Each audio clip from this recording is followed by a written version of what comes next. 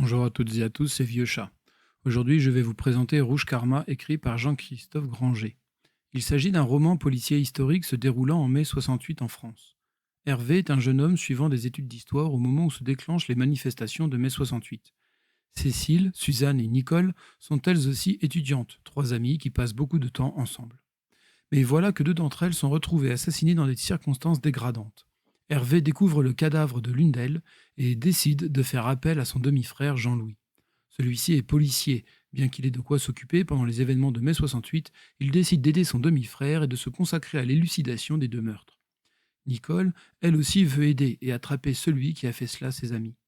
Parmi celles et ceux qui ont croisé le chemin des victimes se trouve un Indien, enseignant le yoga.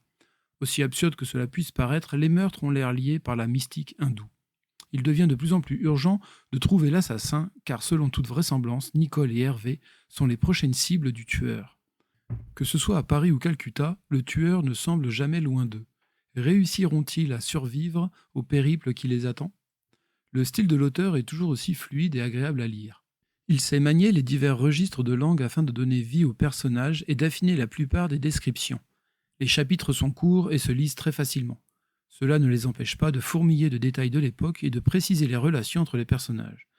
Et heureusement, car l'intrigue qui promettait d'être grandiose est finalement plutôt simple, y compris les quelques retournements de situation. De plus, la période historique est bien plus qu'un décor au début du livre, puis se délite au fur et à mesure que l'histoire se déroule. La fin de l'histoire n'utilise le contexte historique que comme toile de fond générique. L'histoire pourrait se dérouler à une autre époque contemporaine, que cela ne changerait pas grand-chose. Malgré cela, l'auteur reste un grand conteur, et bien que la fin du livre m'ait paru plate et prévisible, la tension du récit ne décroît pas. C'était une lecture agréable, mais qui ne me laissera pas de grands souvenirs comme certains autres écrits de l'auteur. Voici un extrait. Un genou au sol, Nicole disposait des petits objets en terre sur le tapis chamarré qui recouvrait le parquet. Hervé eut un flash. La jeune femme était une sanguine, une de ces esquisses à la craie ou au fusain rougeâtre.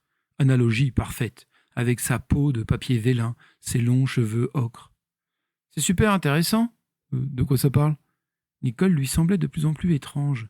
Il savait qu'elle était très impliquée dans le monde de l'agitation politique, mais visiblement, cette passion s'accompagnait d'un autre penchant, pour le mysticisme oriental. Des états intermédiaires de conscience, le chemin de l'âme, de l'agonie jusqu'à la renaissance. La renaissance? La réincarnation? Ah!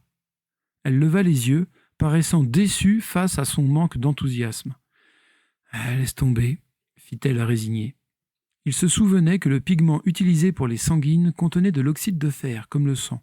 Exactement ça. Le chagrin de Nicole avait quelque chose de métallique, une sorte d'amertume au goût de rouille.